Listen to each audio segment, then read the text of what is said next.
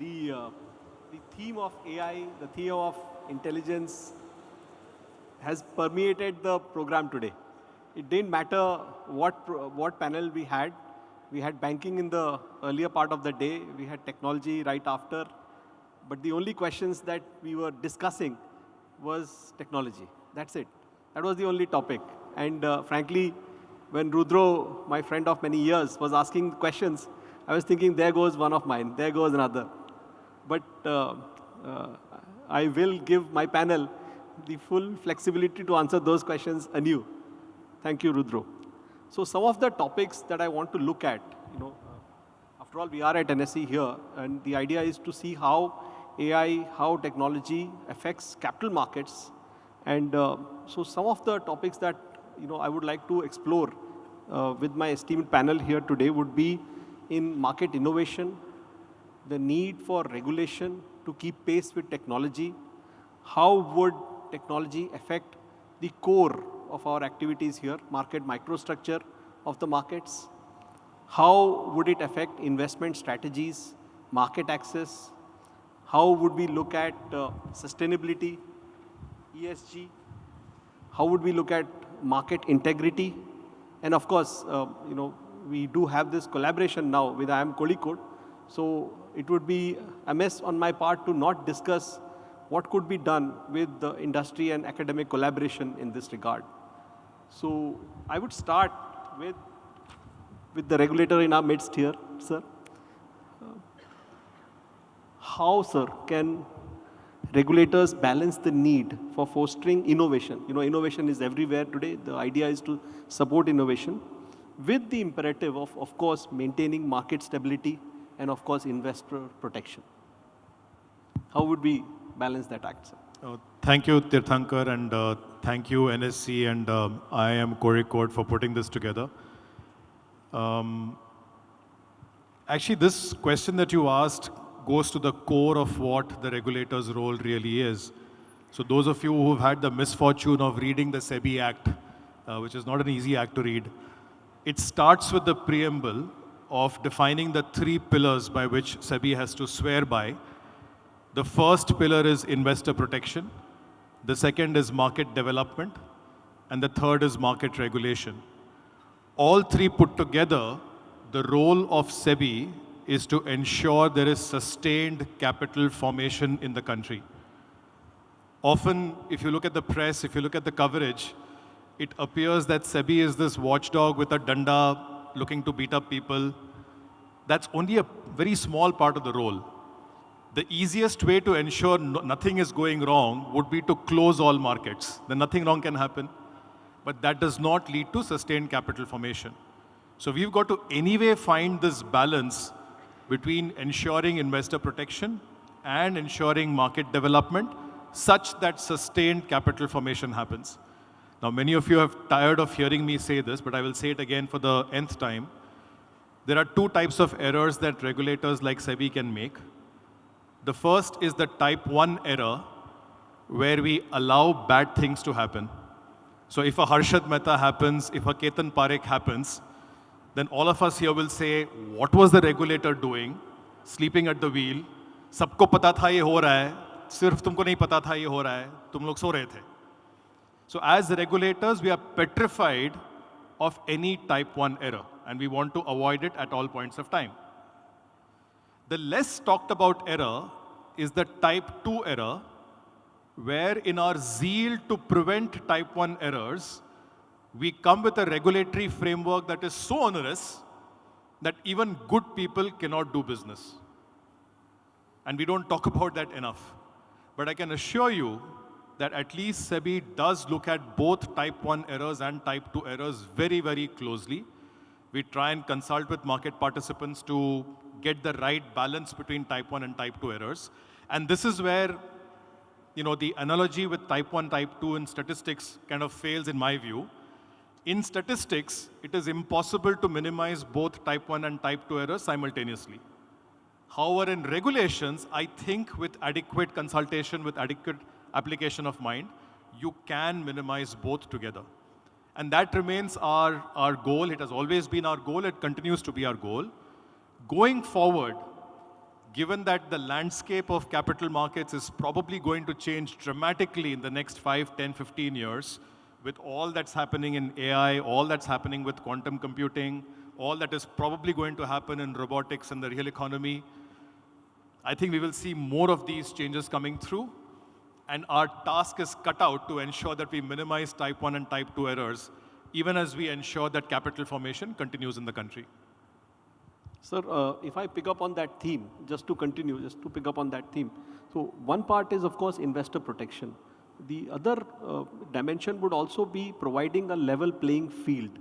You know, with technology, one of the themes that one hears about India is, from a macro perspective, the great digital divide. The gap between people who have access to technology, who are able to use technology, and the others who are catching up. In capital markets, this gap in some sense becomes exacerbated because of the, the much higher stakes involved. How do you see that, sir? So let me break this up into two parts, Tirthankar. First, I think this bridging of this digital divide, we are actually doing a reasonably good job. And we is not regulator. I think it's the whole ecosystem, including mutual funds, including the exchanges. So let me throw some numbers at this. As of March 2020, the number of unique participants in India's capital markets, in securities markets, which comes under SEBI's ecosystem, was about 4.4 crore people. Today, as of January 2025, that number has crossed 13 crore people. So it's actually more than tripled in the last 5 years or so. And especially after the pandemic, we did see a lot of fresh people, especially young people, coming into the capital markets ecosystem, both via mutual funds as well as directly into the capital markets through demat accounts, etc. The unique number of mutual fund investors today has crossed 5 crore. Now, 13 crore is arguably still a long way to go, because the number of PAN Aadhaar linked numbers, unique numbers, is, I believe, something like 60 crores. That's what the CBD data shows. So you can argue that 13 crores has a long way to go, depending, of course, upon disposable income, etc. But the pace of growth has been quite rapid. I think, in fact, there is a need to differentiate, Tirthankar. If you ask me, one area which requires a lot of money to flow in is this area of startups. After all, if we have to create new businesses, if we have to become the next, create the next DeepSeek, if we have to create or be a part of the next revolution of robotics, etc., you've got to make sure that greenfield, fresh startups have a line of funding available. Now, here is where the challenge really comes up between investor protection and ensuring that people get access to capital. And here is where I think there is a lot of work to be done by the collective ecosystem, where people who are risk aware, people who are discerning, people who are financially secure and therefore can take on risk, should be allowed to take on this risk without the regulator worrying too much about investor protection. I know this is controversial, but globally you have this ecosystem of accredited investors who are discerning people, who have financial heft, who understand finance, who can do their own due diligence, who know what risk management is, who are risk aware, who are risk capable. Do they really require the same level of protection that a 250 rupees SIP investor in mutual funds requires? So I think making that distinction and ensuring that accredited investors are allowed to seamlessly invest and fund growth into startups which are high risk kind of situations might be one way to ensure that we join the rest of the ecosystem, the global ecosystem, in leading the change rather than following the change. I would fully agree, sir. In fact, in terms of numbers, we have you call a unicorn, which is a startup with $1 billion valuation. In India, you have over 100 of them at this point. In fact, in 2022, India led the world in terms of having new unicorns. We did 30, if I remember right, in that 1 year alone. And to your point about accredited investors, about 20 basis points of all the investors that trade in the country, just about 20 basis points, contribute to roughly 75% of our turnover, if I look at activity in the cash markets. So the concept of an accredited investor becomes very, very logical in this case, where there is scope for providing an easier way where they can understand the the reward, risk return reward. I mean that ratio. But I will now make a pivot. Actually, I'll look at investments. And so from investments, I wanted to ask you, Nilesh, mutual fund Sahi Hai has worked out rather well in this country. So let me just give the context to these things. Across the world, what happens is when markets become more and more matured, households' direct investment into equities comes down. The share of households who invest directly into equities come down. They go more into indirect investments, managed investments like mutual funds and ETFs and so forth. In India, somehow, both have taken place. So while we have seen, as Ananth pointed out, the number of investors has increased significantly, the mutual fund Sahi Hai has literally become very Sahi Hai. So the number of investors today who have mutual fund accounts is about 5 crores. How do you see this panning out, particularly with access to technology becoming easier now? So, good afternoon, everyone. First of all, we need technology or AI through which I can go to lottery buyers and tell them that भाई lottery के धंधे में बेचने वाला ही पैसा बनाता है, लेने वाला कभी पैसा नहीं बनाता. But India's most educated, literate state spends more money on buying lottery than investing in mutual fund or equity. Then I want to use AI to go to people who are keeping $400 billion or 35 lakh crore of cash at home and tell them that भाई इसके ऊपर कभी पैसा नहीं बनेगा. Currency note हमेशा दुनिया में डिप्रिशिएट होता रहेगा. म्यूचुअल फंड में डाल दे, थोड़ा ऊपर नीचे जाएगा आज की तरह, बट इवेंचुअली तेरा पैसा बनेगा. Then I have to go to all those people who are swinging between greed and emotion, greed and fear, and who are willing to invest a 2% guaranteed return into anyone who is borrowing money. The latest one is Taurus in Mira Road. So I have to convince all those people कि भाई जो दिखता है वो सच नहीं होता. You have to invest in regulated entity. We may give you shock for a while, but eventually we give you pleasure. But ये लोग तो initially pleasure देंगे, बाद में shock ही देंगे.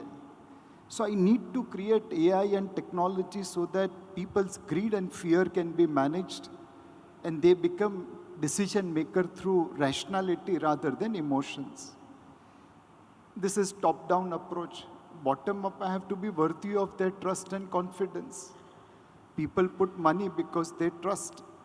There are many PSU banks which were making losses, but people didn't run to take away deposit from them because they trusted those banks. Mutual fund industry has to become as trustworthy. Now, trust is gained over a period of time. When I started my career in Templeton, Sir Mr. Charles Johnson, founder of Templeton, told us that mutual fund will be like a bamboo tree. You have to keep on watering it for years and years and years, and one day it will grow. At that point of time, I neither had the maturity nor the vision to appreciate that statement.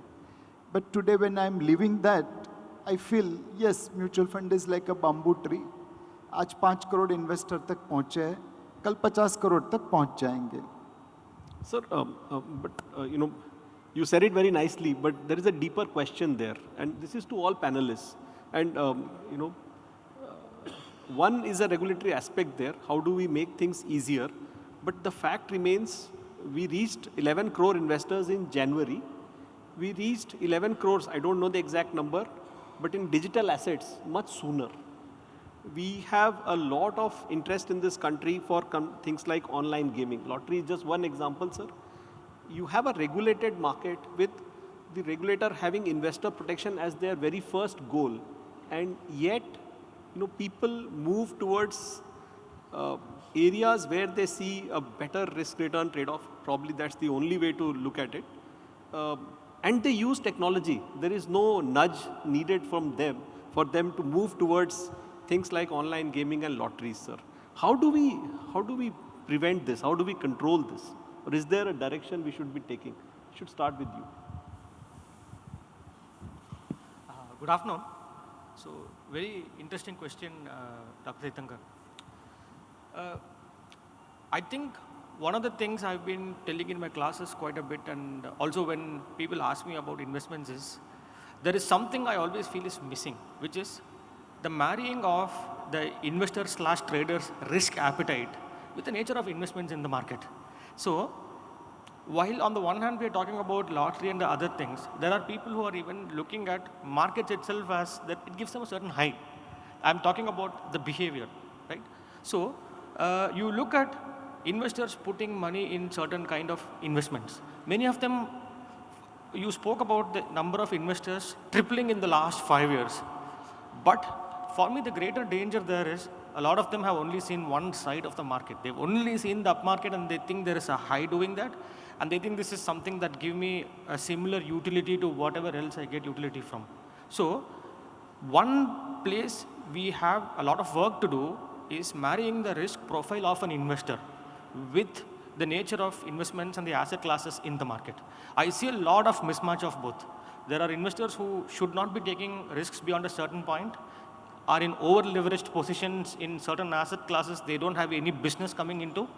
And there are investors who have the correct risk appetite, who are unaware of the kind of asset classes where they can invest their money in. So these are the starting points for me in the next few years where if we have to really build from where we are.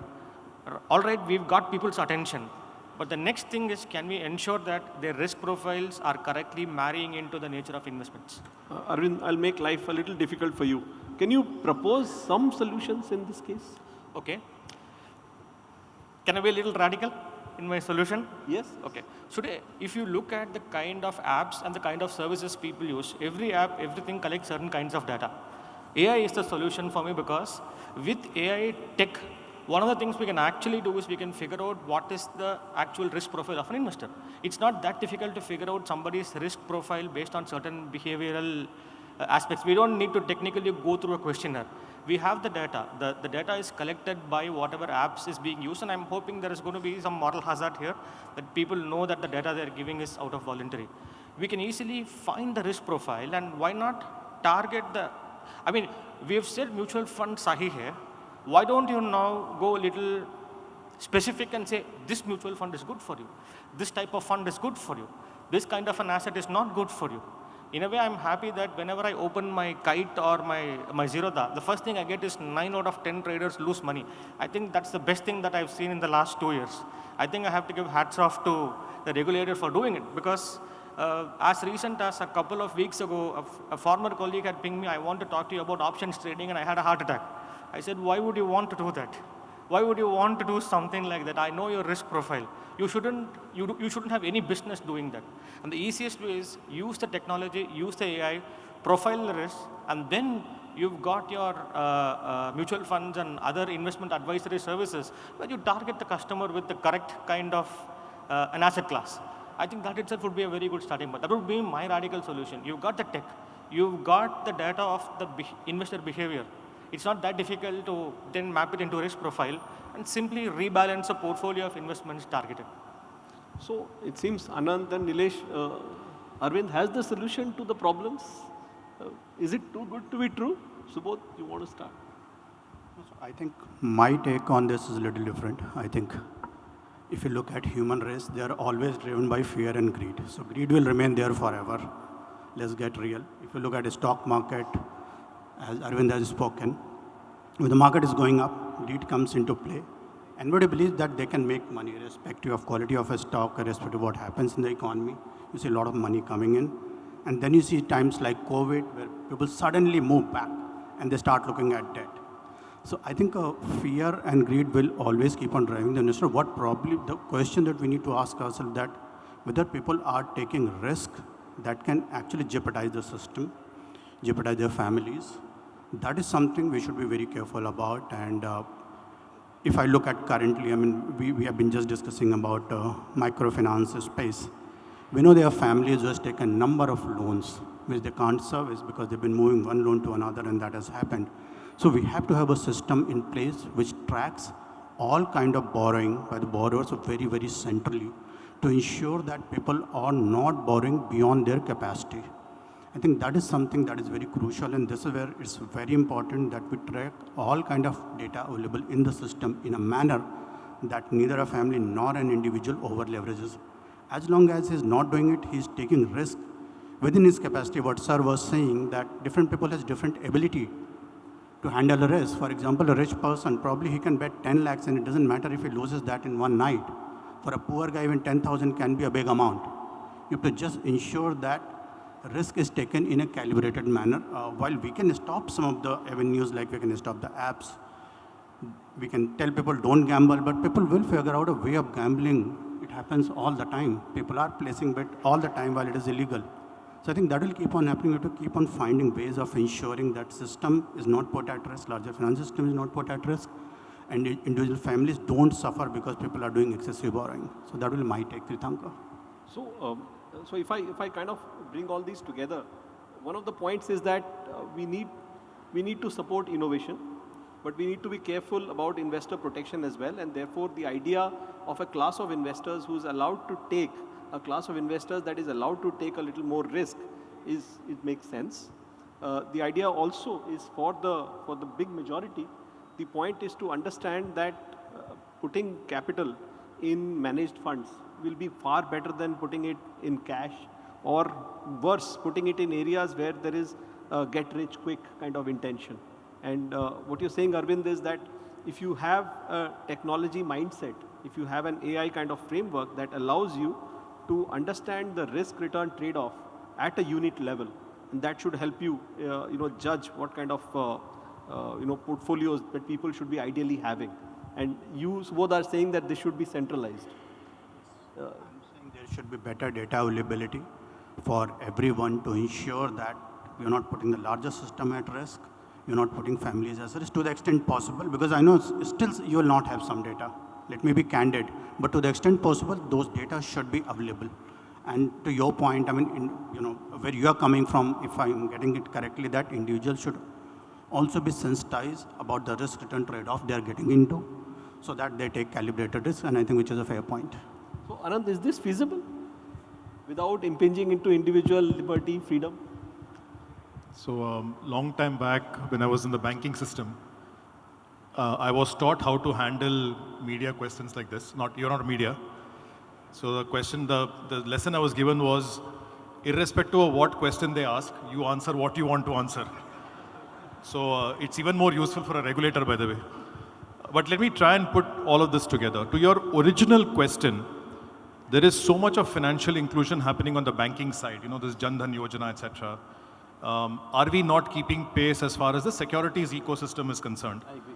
One, our pace has been frenetic of financial inclusion. And I agree with Professor Sampath that I think the debate has to be, is this too frenetic? Are we getting too many people coming into the markets without realizing the risks? Second, there is a fundamental difference between the RBI issue of financial inclusion and the securities market issue of financial inclusion. RBI get everybody to open an account, period. There is no debating that you want people to be included in the banking ecosystem. For us, yes, mutual funds sahi hai, but mutual funds are also subject to market risk. Both go together.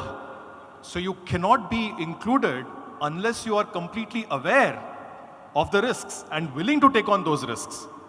Yes, we are there for investor protection, but we cannot protect you from volatility. We cannot protect you from markets going up and down. That is the nature of the markets. And you have to be aware of that. So I think it's extremely important that the pace of financial inclusion in securities market, frankly, should be slower than the pace of inclusion as far as banking is concerned. Now, I also agree with Professor Sampath that ideally, as we mature as an economy, as an investing population, we should be risk aware in the sense we should know what our risk appetite is, individual, and that's a very, very individual answer. Some people can go in a roller coaster ride, some people can't. Now, I come from, like many of us here, I come from reasonably humble backgrounds. I've seen hard days growing up. So I cannot take risks. So my risk appetite is naturally lower. So understanding what that risk appetite is extremely important. We don't spend enough time on that. Then, once you've decided what your risk appetite is, you have to do an asset allocation which ensures that you maximize your return for that risk appetite. Harry Markowitz said this, that the closest thing to a free lunch is diversification. So you have to diversify your assets and make sure that you know what your risk appetite is, and you've got assets which are commensurate with that risk appetite on a portfolio basis. By the way, there is work for us here. I don't think we've managed to go beyond equities as an asset class. We need commodities, we need real estate, we need InvITs, we need REITs, we need munis, we need fixed income. There's a whole bunch of asset classes that we are probably not tapping enough, which we need to grow so that asset allocation can happen appropriately. But ideally, and Rome was not built in a day, we'll all get there. Ideally, once you know your risk appetite, you build a portfolio. Last bit, all of us have to be aware, the more you trade as an individual, the less you make. That's a reality. It's shown by every single research. And this 9 out of 10 for FNO is not just FNO. Even in cash equities, if you get in and get out all day long, unless you're a high frequency trader with algos and with a lot of institutional investments, as an individual, you're a loser. So knowing this risk, now that doesn't mean that you don't trade. It is your hard-earned money. You please do what you want to do with it, but be aware of the risks. I think this risk awareness and getting the investment strategy right is going to be a crucial part of our journey as we go along. And how will technology help us in this regard? What kind of technology-based solutions could be used for this? So again, expanding on what Professor Sampath said, personally, and this is not a SEBI view, this is my personal view from my own personal experience. When you have a legal problem, you go to a lawyer. When you have a tax problem, you go to an accountant. When you have a medical problem, you go to a doctor. Managing your financial planning and managing your financial wealth is not an easy job. It is a specialized area. Investment advisors are frankly people who only get paid by you, not by the producer. This is one class of people whose fortune is tied to yours and whose interests are aligned to yours. Now, unfortunately, we don't have too many investment advisors in the country. We have about 1,300 of them or so. We have about 2 lakh mutual fund distributors. I don't know what the exact number is right now, but around in that ballpark. They are people who get paid by the producers, by the mutual funds, by the actual portfolio managers, and so on and so forth. Ideally, we should have a thriving ecosystem of investment advisors who should be able to do all that I described to you. Assess your risk appetite, tell you what the asset allocation therefore needs to be, define that for you so that they can maintain it over a period of time. Now, this can also be done by technology. You have plenty of apps possible, plenty of technology solution possibles, which can act as an investment advisor. So marrying the two can actually work very well. Of course, there are plenty of other things where technology can help, but I'm saying at a basic level, this can be very useful. Thank you. Nilesh, I will just pivot again. I want to ask you something about a point that I made earlier about how academia and industry can work together. See, we keep talking about bridging this gap of financial literacy, people who know and people who don't. We keep thinking about a digital divide between people who have access to technology, particularly in the financial markets and so forth. But we have this, India is one of the countries with a large number of universities. We have 1,200 universities, 45,000 colleges. And we see a crying need for people who have come to the market and yet do not understand the market well and end up making losses and then going away from the market. That has not happened in the last few years or so, but how it will happen eventually, going by market history. How can academia and industry work together? And I'm not asking this to Aravind now. I want to ask you, sir. How do you think academia and industry can work together for a better future in this direction? So one, I'm most qualified to answer that because my wife is a professor. So I've dealt with academia all through my life. See, there are multiple ways in which academia and practical industry can work together. For example, do I or my fund manager know anything about technology and artificial intelligence? Answer is no. Today, if I want to learn about it, where do I go? There is Upgrade, which is available, which is teaching AI. But could there be more tailor-made, customized solution for a busy executive so that they can enrich their knowledge? Second, there are many areas where we want to invest, but we don't have sufficient knowledge. What do I know about nuclear fusion? But I know that's going to change the power sector. What do I know about some of the stuff happening on the medical side? But I know that's going to impact my pharma holdings. So I need an access to research in academia where we can replenish our knowledge and bring it to the level which will allow us to make wise decisions. Convert this onto the sales and distribution side. Again, financial awareness is a big issue.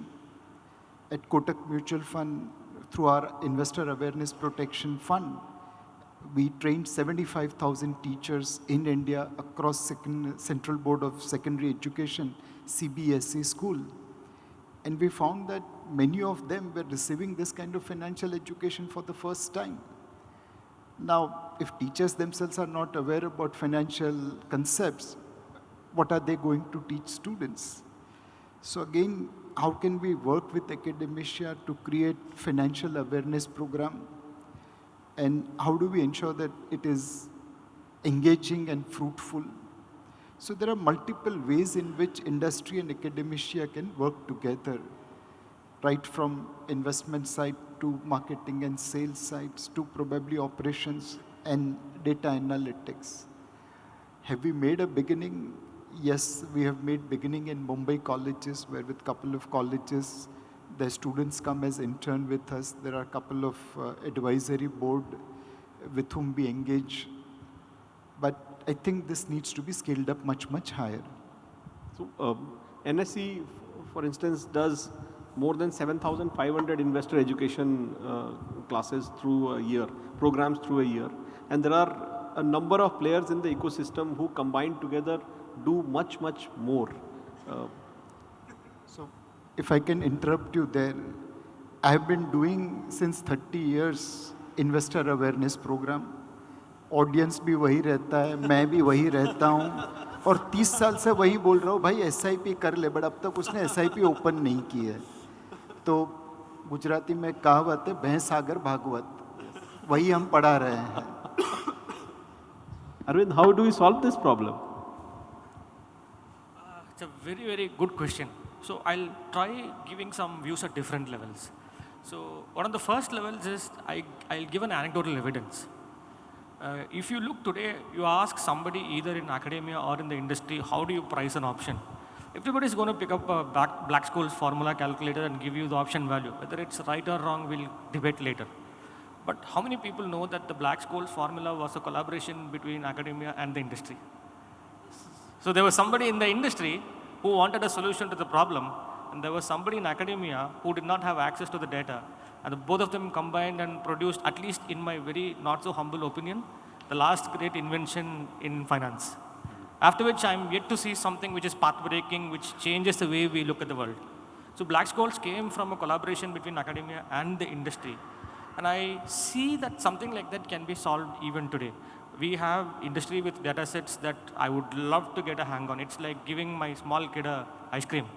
I'll keep having it forever. There are some data sets I would love to just look at and study.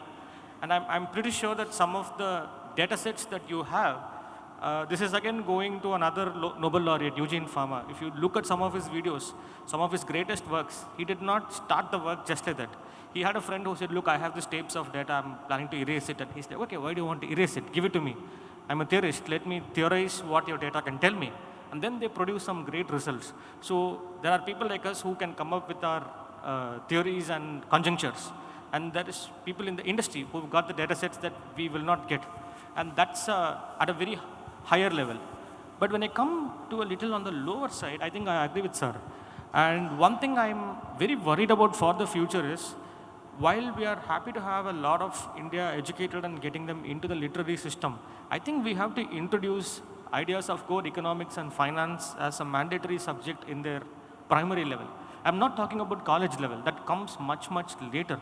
But I think introducing children when they are very young, I mean, talking to them about money, talking to them about what is a market, or where does money go, how does money multiply, how do you lose money. I think that's a starting point. We can create curiosity straight then and there. So these are two different ends of the spectrum where I see we can solve problems. At one end, we can solve the first world problems.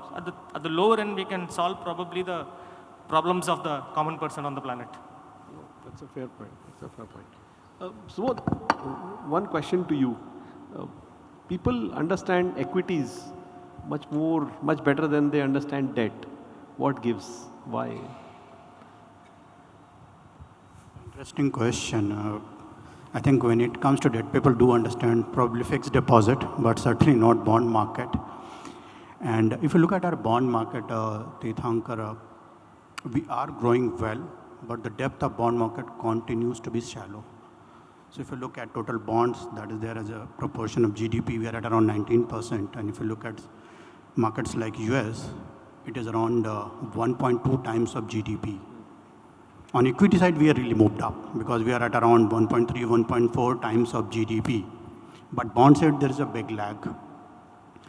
And the retail participant per se is very, very lower because most of the time investors are, private investors, private placement happens, mutual fund comes into play, and then pension and insurance are the other ones.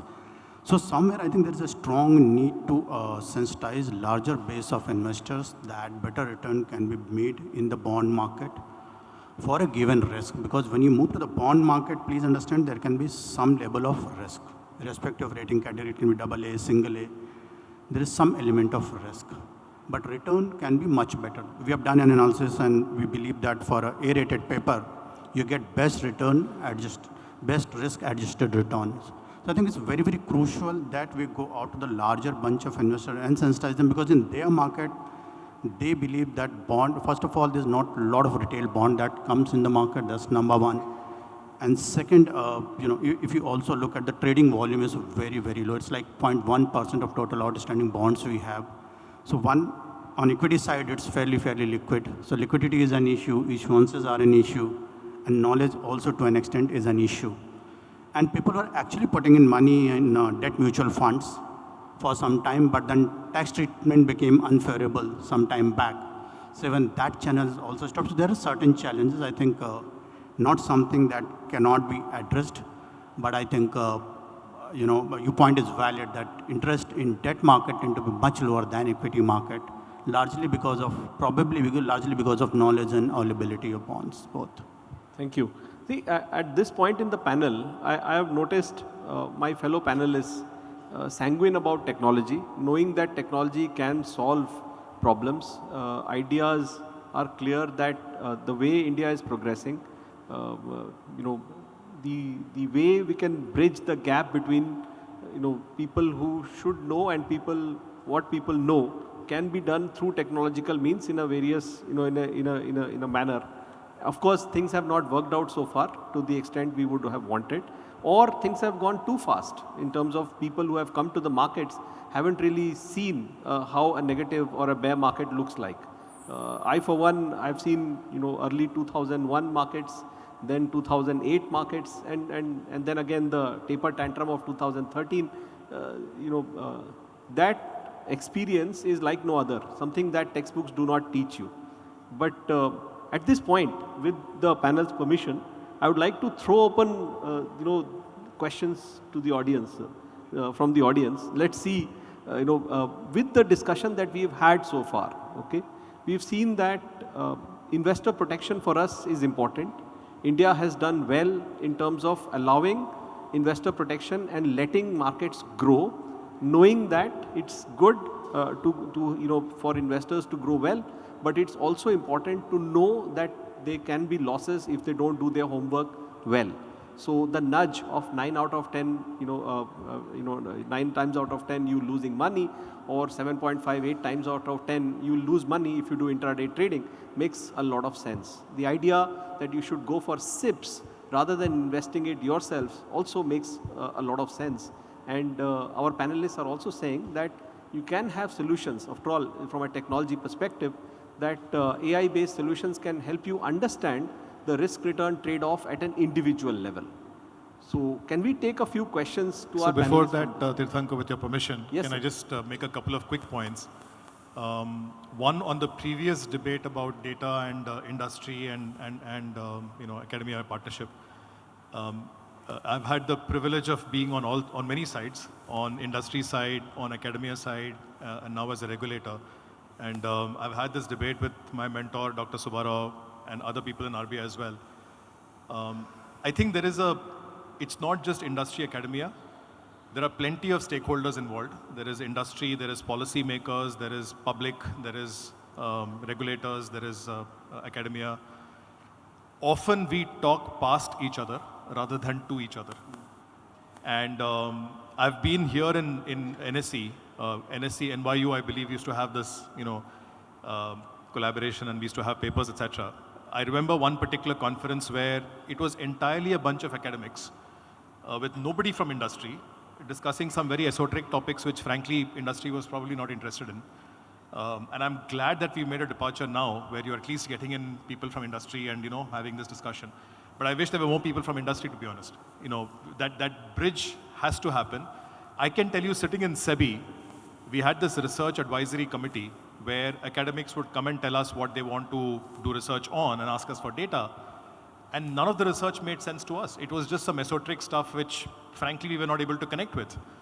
Now, on this bit about data, I just want to clarify, unlike most jurisdictions in the world, we believe data is a public good and should be available to everybody, not just to the exchanges or the depositories or the clearing corporations that are sitting on it. In fact, our policy is very, very clear, subject to confidentiality, privacy, etc., which obviously you should not get data which should be able to allow you to guess who the person behind the trade, etc. is. Subject to that, up to 2 GB of data, I think that's the number, you can ask from NSE in a particular form and they will give it to you free of cost. So all sorts of data is available. We are the only country in the world which gives provisional data on how much FPI is brought in or took out in a particular day. And then the final data comes out on T+1. No other country in the world does this. Our data is there for everybody to use. My strong urge to academia, please seek that data. It's available. Nobody is going to deny you that data. Don't say data is a problem. It is absolutely available. There was another quick point I wanted to make. You said we are sanguine about technology. I am not at all sanguine about technology. Okay. Let me quickly correct that. As a regulator, our job is to worry. And frankly, with all the digitization that is underway, we are always worrying about data theft, about privacy, about resilience, all the time. The stuff of nightmares for us is all the data available in the depositories about which Indian is holding how much securities tomorrow comes out in the dark web. Can you imagine what a disaster that would be? So from a technology perspective, we are not at all sanguine. We are always worrying about how we can make the system more and more resilient. It's a thankless job, but it has to be done and somebody has to do it. Finally, on technology, I think the opportunity part of technology has to be emphasized here.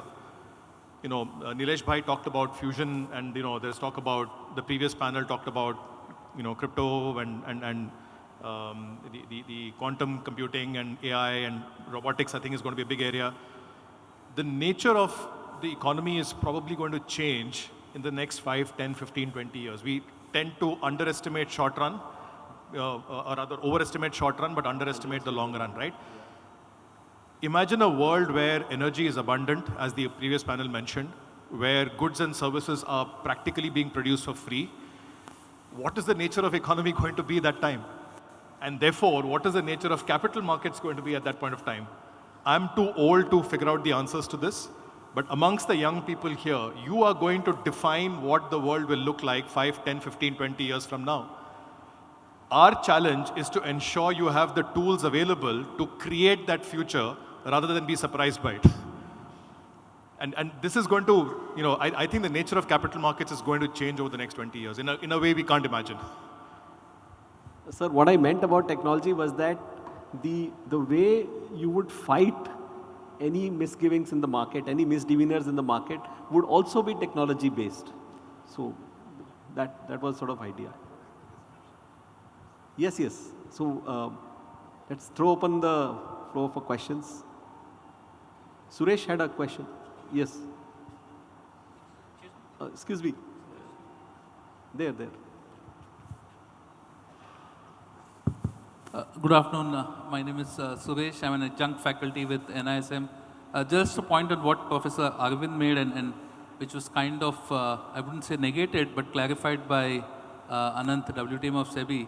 I don't think, and keep putting myself in an academician's shoes, I don't think there is dearth of data available in public domain today.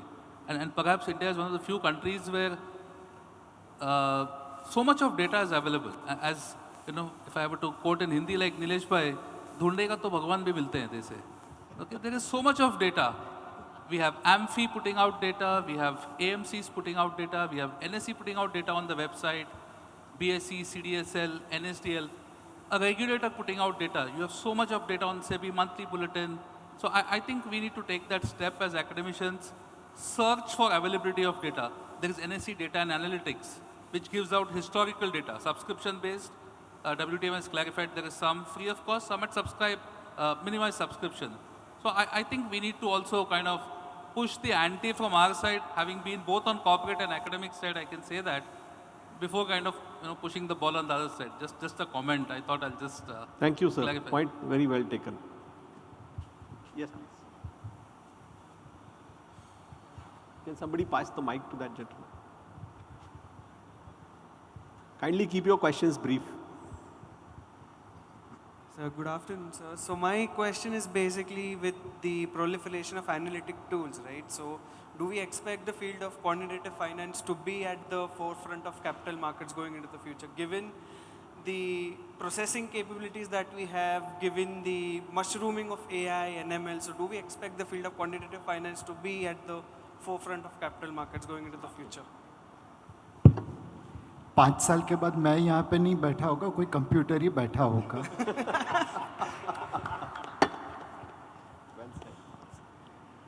Next question. Yes, please.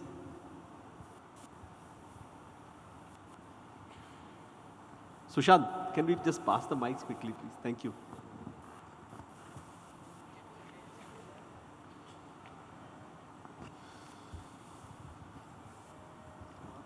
Good afternoon, everyone. So, assuming there are good market innovations in the capital markets, but there are many constituents in the market, such as the sub-brokers, brokers, or investors who are not able to keep up with it.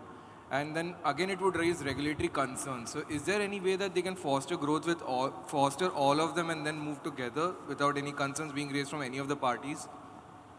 You think it's an unequal place? The market isn't. Yeah, I'm meaning that if there's an innovation also, and many people are not able to keep up with these, such as the brokers or the sub-brokers or even small-time investors, then there is regulatory concerns over them. So is there any way that everything can be fostered together while moving forward with these innovations?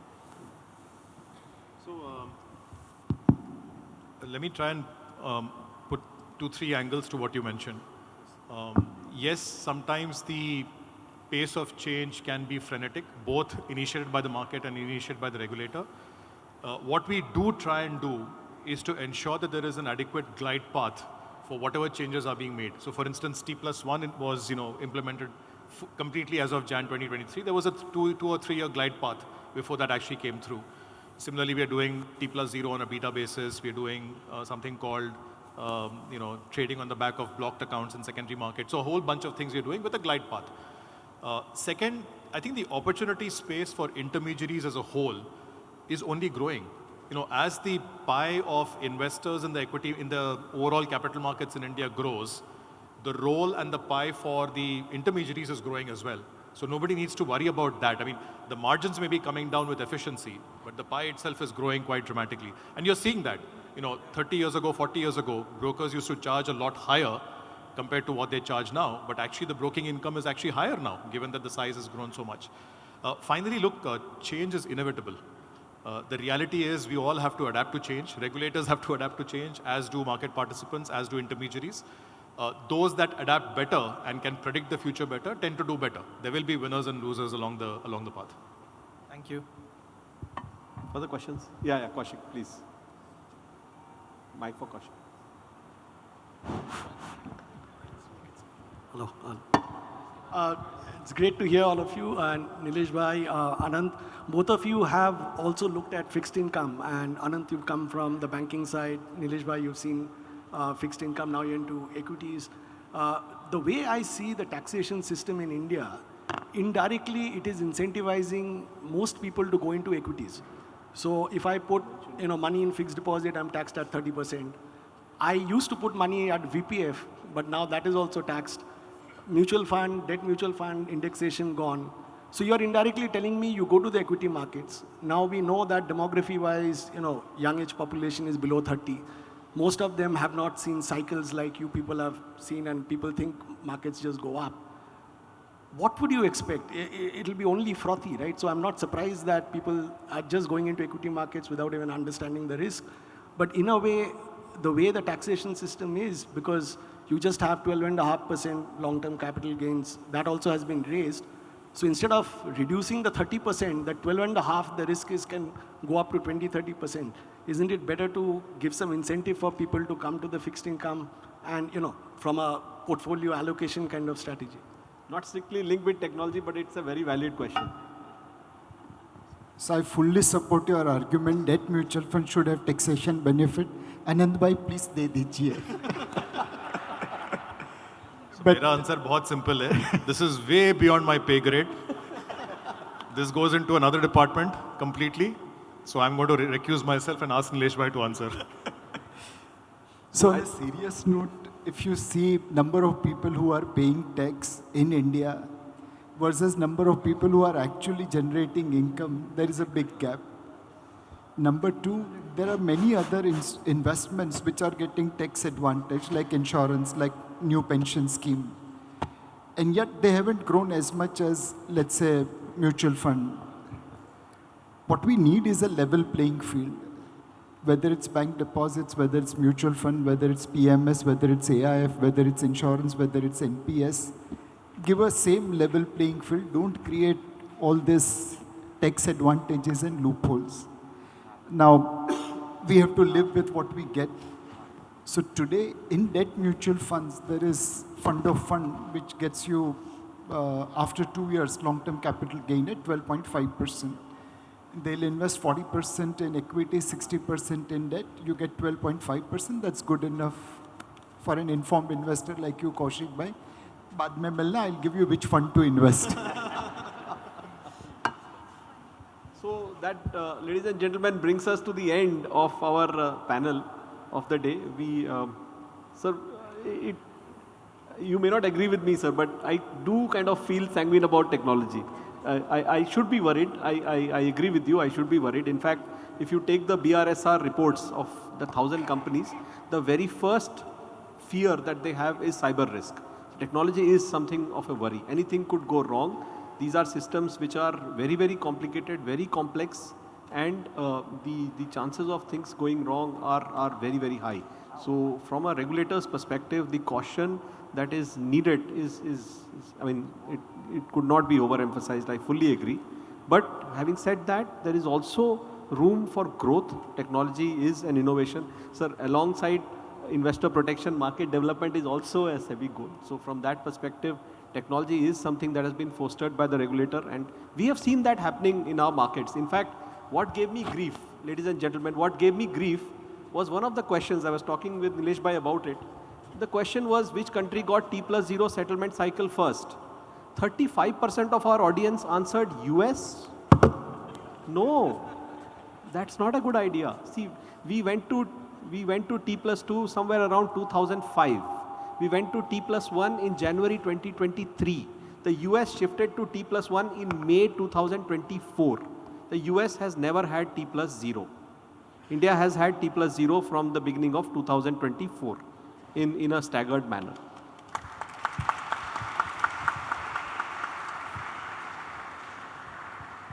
So with technology, I think there is need for some belief in us as well. Yeah. Thank you. Thank you, ladies and gentlemen. Thank you so much. I thank all our panelists for a very fascinating and engaging discussion.